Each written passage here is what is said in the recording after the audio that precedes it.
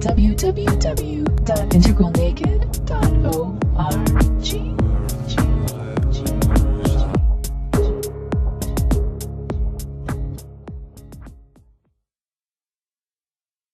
The fear of approach question, because I've been chewing on it through all these other commentaries, and the issue of who would I be afraid to approach was not the right question. I would fear being rejected by the more powerful woman, successful woman, but I would find it infinitely more attractive because my mate is taken care of. I have that part of my life dealt with. I don't approach women for sex in 2004. I'm much more interested in who is interesting, who's powerful, who could be an interesting contributor to my intellectual or spiritual development, who's better from a business perspective, networking, what have you. And yet we still have that detritus of the sex game going on, and that's hard in business when you've got the sex things going on at the same time as, and I feel very blessed to be in a monogamous relationship because it does take care of that question, but I don't think that's true of everybody. And I think the dynamics of male-female relationships, when you're mixing the two, are fairly difficult. Well, I couldn't agree with you more here, and if you thought you were disagreeing with me, no, I just was provoked. We're going to have to come back to agreement here, because the single male who is interested, from his perspective, rejection will occur if there isn't a feeling of her responding, and then that response doesn't become whatever it could become. And so the single male, which would like to include ultimately sex, love, and marriage down the road, approaching the other single female who is successful, he fears being rejected by her to a greater degree. And even to some degree, in a business situation, we would fear being rejected more by Meg Christensen than somebody who everything else was like Meg Christensen, but she was a homemaker that we would approach at the party. But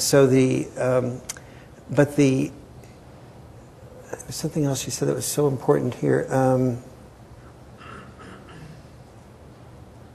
How do you do male-female in 2004 where sex isn't the issue, or at least not the primary one? Wait till 2005. Then you'll have the answer? You might have an answer. If you can wait until 2005, then you know sex isn't the issue. I'm saying that... Right. See, even the humor here, if I may underscore a point, even the humor, there's a giggle factor about this question that makes it a very alive and poignant one for me. Yeah, the woman who is more successful is definitely of greater amount of interest to the man. And that's what I said before, that we're attracted more to that successful, vibrant, out there, effective, high sense of efficacy woman. But we are also fearful that she's more likely to reject us. And in fact, the more, here's another important part of that. When women say men aren't attracted to successful women, that doesn't compute, because men are more fearful of being rejected by successful women. We aren't fearful about being rejected by someone that we're not attracted to. So the very fact that we are fearful of being rejected by successful women is an indicator that we are attracted to the successful woman, just like you were talking about, sex or not. Now, if sex is involved in the process, then the fear becomes much greater, because we know we have a chance of being rejected through more stages. We know that she's going to be looking for a provider long term, and especially if we would like to take it all the way to marriage, and she will reject us to a much greater degree, that somewhere along the line, that if we are not as successful as she is, that she will reject us. So the issue becomes more than just, are we interested in her, are we attracted to her? The issue also becomes, are we likely to be rejected by her? And men and women both do an enormous amount of dysfunctional things to become attracted to the other sex. Men do a higher percentage of dysfunctional things, but women also do significantly dysfunctional things to make themselves attractive to men. But we keep coming back around. I'm going to push a little harder, because I think as we go through these role issues, that we're no longer dealing with the family as much as men and women in the workplace. And the dynamics of those old-style relationships persist dramatically into new relationships, and yet who would quarrel with the notion of successful women in the workplace any more than successful men raising children? But there's still a dynamic going on, and that dynamic's powerful, and I don't think it's talked about very much, and I don't think we're, to be blunt, I don't think we're talking about it here. Yes. And Are you talking about the dynamic that involves sort of sexual overtones and stuff like that in the well, there's workplace? sexual overtones. There's also just that we haven't gotten rid of it, that we all carry it forth in getting it out of the closet, as it were, of how people relate.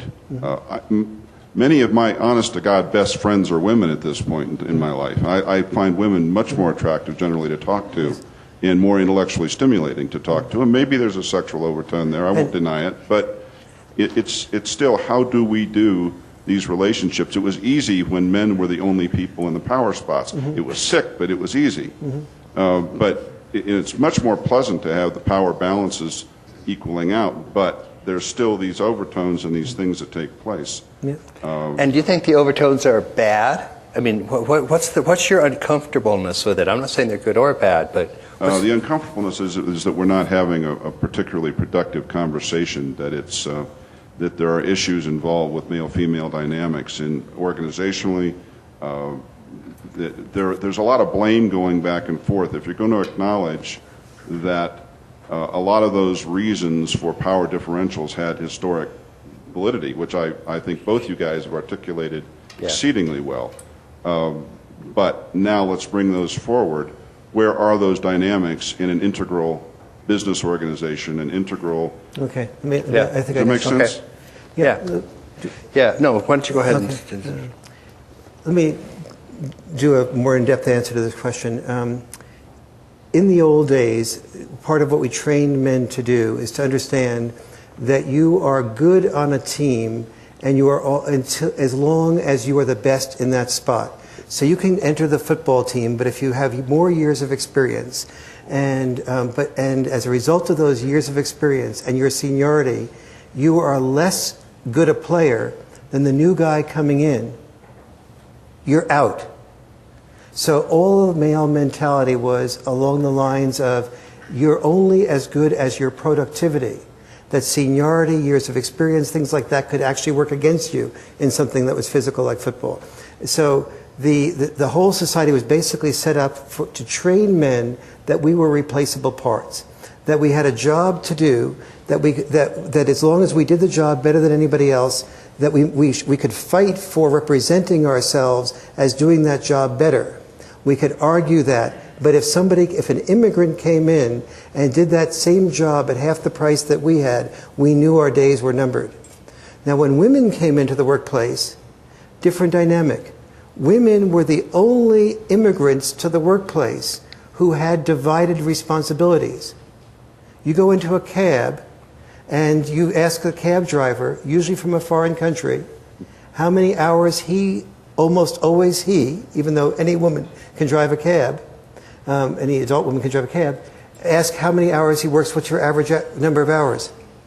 About 70 hours a week. 70 hours a week. Just try it out in a major city. Maybe not Denver, but I think Denver's pretty much a major city. In the center city, you get into the more center city, the more likely you get to 70 hours. Okay, so the immigrant, the normal use of the word immigrant that came into the workplace was intensely involved in the workplace and basically a slave to the workplace to the degree to which he had to be to support his family effectively.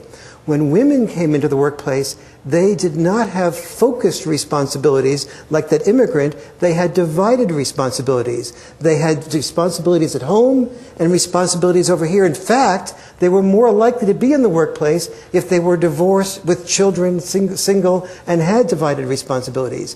And suddenly the government was saying to us, we had to promote in somewhat equal numbers the women with divided responsibilities as much as we had promoted, or even more so, than the immigrants with focused responsibilities. So there was a dynamic occurring between men's fear of the normal immigrant in the workplace, which went into the male psyche as, I'm going to be a replaceable part if I don't do more value, versus women coming into the workplace, which is, I'm going to be replaced if I'm a higher percentage of this group than women are.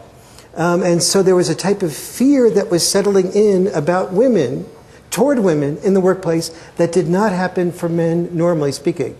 Now you put on top of that another layer, which was sort of the whole sexual dynamic of flirtation. Then put on top of that the access dynamic. Most men would far prefer to talk to a woman than we would to talk to a man. So if an executive vice president is waiting for a salesperson out and sees outside that there's a salesperson that wants his attention, and that salesperson is a male, he starts saying, well, no, because he knows all the time that that salesperson is going to gobble up. But he looks outside his office and he sees a beautiful and attractive female, suddenly has a few minutes. And that few minutes triggers his protector instinct toward her to wanting to be a hero, to make things happen for her that didn't happen for the female. Now, at the same time, the female may be feeling not very valued because she's looked at in a sexual way. She feels sort of vibrations of sexuality toward her. And the female then becomes upset at being somewhat devalued because she notices that more is going on than just the value of her product. So the female talks with HR people about uncomfortable feelings, and the HR people talk to the men about the female's uncomfortable feelings. And what happens is exactly what you said a minute ago, is that we have had in the last 20 years a monologue in the workplace of women expressing what was happening from their perspective, and men knowing that if they opened their mouths to express what was happening from their perspective, they would terminate their career advancement. And what needs to occur, I believe, in the workplace is a full hearing for women and a full hearing for men, and the workplace creating a safe environment for a genuine dialogue between the sexes, as opposed to sensitivity being interpreted as sensitivity only toward women or minorities, and not sensitivity to everybody that works at that workplace. And I think it's entirely appropriate, again, talking a little bit about labor, because in addition to looking at just being able to take different perspectives and reach some sort of equitable understanding, even before we take action, that there is also very real cases of power distribution. And what we have to look at very carefully is, can the power be redistributed in a way that actually is fair, and that isn't merely trying to impose another value structure because we think that's what we should be doing. Mm-hmm. And so part of what tends to happen at the beginning of any kind of civil rights movement, and certainly from the 60s to the present, is that it tends to just swing into play, and it often goes in extremes. It's just historically, this is just how humans operate. And maybe in an ideal world, we wouldn't want to see that happen. But it just, in the real messy world of human being interaction, this happens often. And so we went in and we basically said, okay, we're going to have all of this sensitivity. And since it's certainly in the typical 1950s scheme of corporate culture, for reasons very few of which were oppressive, but all these other factors that were in place, it was basically a white male world. And so therefore, a certain dynamic gets set into play, which is that if you're not white and male, you're being discriminated against. And if you are white and male, it's your fault. And so that gets the game started. And under those circumstances, then people who didn't get a chance under the previous structure, both techno-economic mode and value structure, at least it breaks the topsoil open, it gets stuff moving, things get started. There's some unfairness that goes on, yes, of course. But you're trying to switch from an old mode where these roles are embedded into a new mode where they're going to first have to be loosened up, and then they'll settle into their appropriate equilibrium at that stage. We don't know what that is at that point. One thing has become clear, though, that there are certain biological differences between male and female that aren't going away. And therefore, we can't simply say all differences between male and female are due to discrimination. And that was the extreme version that a lot of first-wave feminists did. They couldn't do otherwise. Again, this is not a blame game. But once we've put all of this stuff on the table, shaken the box up like crazy, so okay, now let's see where it starts settling. Then you get to what Warren is talking about, which is, okay, now we really have to go back and look at all of these different roles. What really is fair now, what really isn't fair. And not just, previously, as you were saying, that the woman is allowed to express her uncomfortableness, and if the male does, that's the end of his career. We've got, okay, far enough, stop. We've gone just plenty far.